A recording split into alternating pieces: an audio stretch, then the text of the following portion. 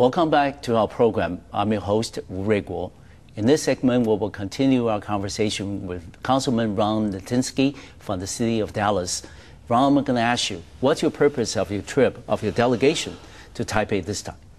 Well, really two main reasons for coming, plus just minor ones of renewing old relationships. But the two key ones were to meet with both EVA Air and China Air and see if we can't develop a business plan that would move us to having direct flights between Dallas and Taipei. We've had those two good meetings today, and so we've accomplished that part. The other part is we've had the honor of having a visit arranged with the president of Taiwan.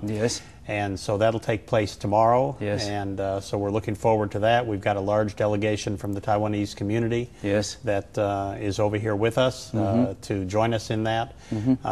For myself, I was introduced to President Ma when he was Mayor Ma, Mayor of Taipei. So for me, it's been interesting to watch the progression of his career. Be a great honor to meet him tomorrow. So those are the two key things. And then just the continual building of the relationships between and finding new ones. I also know that another purpose of the trip is to attend an international conference on the Taoyuan Aviation City, or the Aerotropolis project. And how does that fit into Dallas's plan? Well, that was one other thing. It's the non-business part, but it's important. The county of Taoyuan, where the airport's located, is having its first annual Aerotropolis.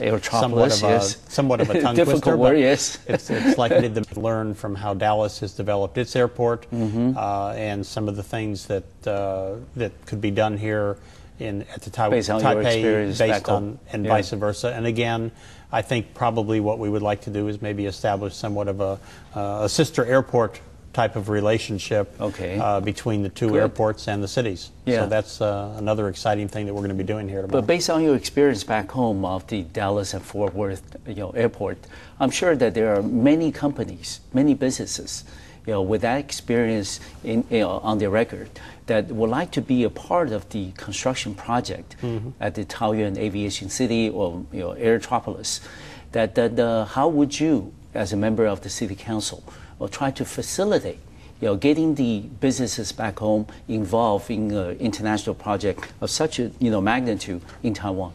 Well, interestingly enough, we have one gentleman and his wife that has joined us on this delegation. He's a minority construction company, engineering company back in Dallas.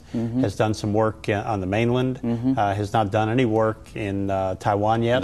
Heard about the trip. Did some work for our transit company in Dallas, and said, "Oh, you're going to Taiwan, going to Taipei. They're going to build a lot of construction. I mean, it's worth it for me to be a part of this, to get over there and to meet some of the introductions." So in fact, today he's with our transit agency people visiting your metro system, and he plans on participating in the Aerotropolis meetings tomorrow. And so that's the kind of entrepreneurship we have. They're not afraid to get on a plane and fly halfway around the world to meet some people with the possibility of doing business. So to explore what's available out there. So Luis Spinola and Azteca Construction is today in Taipei investigating the possibilities of partnership, because as he has done in other locations, he has partnered with local companies. So you bring a certain piece of expertise with you, and you then team up with a local company, and you have a win-win situation. But I also think that with such a huge project in Taoyuan, that it's not only the construction, not only the hardware itself that we need international expertise and experience, but also in terms of the management. Once the aviation project is, city project is complete, how do we manage it? How do we promote it? Of course, we can also learn from other, well-known cities, the airports around the world, like Singapore or Incheon, Korea, for that matter. But what can we learn from Dallas? Well, interesting from Dallas is that in the old days, we had an airport in Dallas and Fort Worth had an airport, and we were feuding all the time. That's right, you were competing. And now we're big brother, little brother, and we're in the same family. Together. And we took, I think, 17,000 acres of land outside the city that was nothing. No. And started from scratch in the 60s, and today we have the third biggest, busiest airport in the world. Yes. And we've received awards. We have the J.D. Powers, Customer Service Award, and those types of things. And that comes from having good management in place. Yeah, exactly. So, for example, we have an airport board that makes the decisions, but we have an executive that runs the airport, and we have staff that run the airport. And just like the city, when you think about it, the airport is just a business. No, it's more than just a business. Well, it's an image. But it's not for profit. It's to serve the customers. Of course. And the image that someone has when they visit Dallas is the first thing is when they step off the plane, and then they get in a taxi cab, and then they get to see the city. So it's important to us to have our front door be a good representative of the city of Dallas.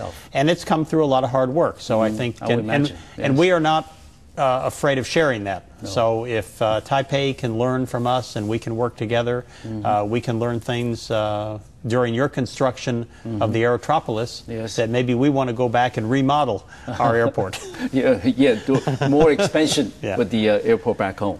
And in addition to the major purposes that you mentioned, Ron, I know you've been to Taiwan many times. And previously, of course, you were not in government. That you came here as a private business person. Right. And what was your impression of Taipei, of Taiwan in general? Well, when I first started coming here in about 1980, it was certainly different than it is today.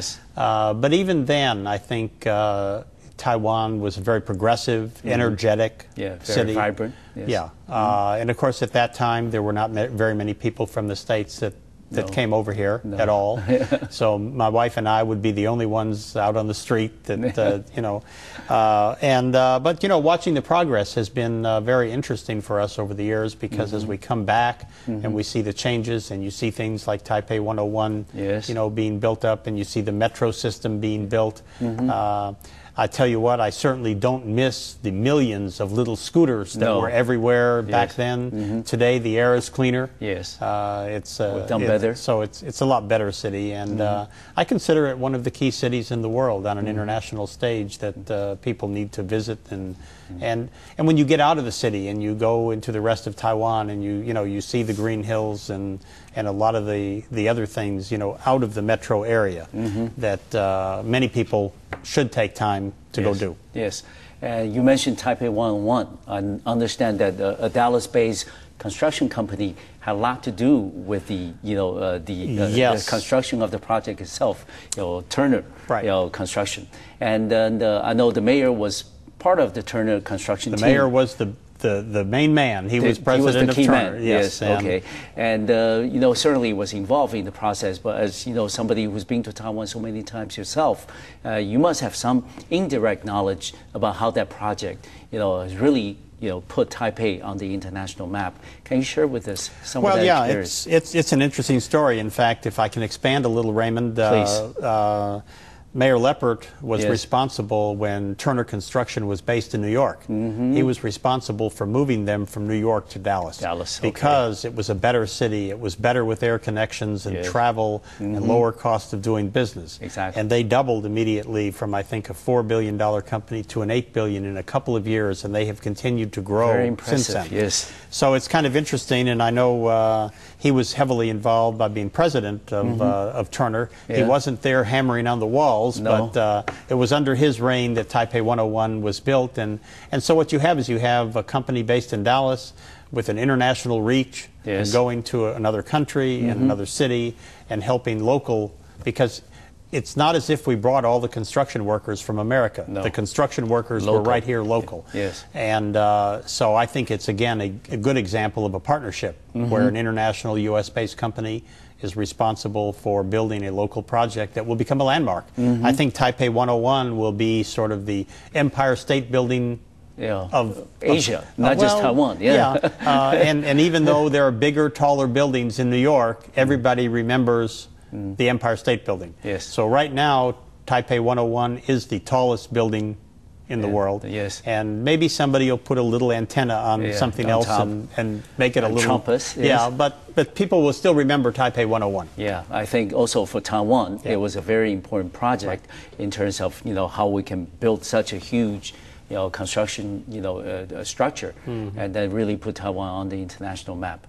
But I mean, before we end this segment, Ron, I want to ask you then, what are the other areas that you've seen that's different about Taipei from what you first or the previous visits that you made to the city, other than what you just mentioned? How do you think that in terms of our relationship, for example, with our neighbor, mainland China, how is that helping Taiwan in terms of combating the global financial downturn, and also in terms of helping our economic competitiveness in the future?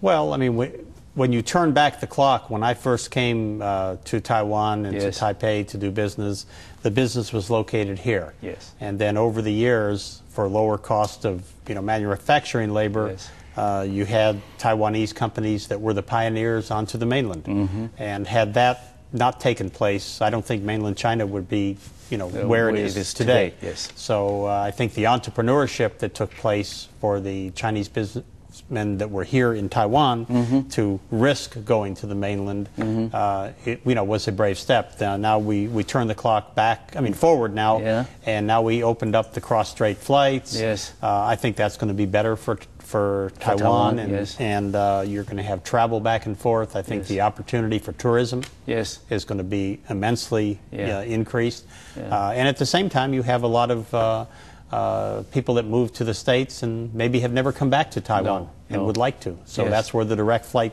comes back in. And now with the direct flight, we can really fully exploit our advantage in our geographic location, being so close to Asia and other parts of the region. Well, we're going to take a short break. We'll be right back to the Taiwan Outlook, and we're going to conclude our conversation with Mr. Ron Natinsky, City Councilman of the City of Dallas. We'll be right back.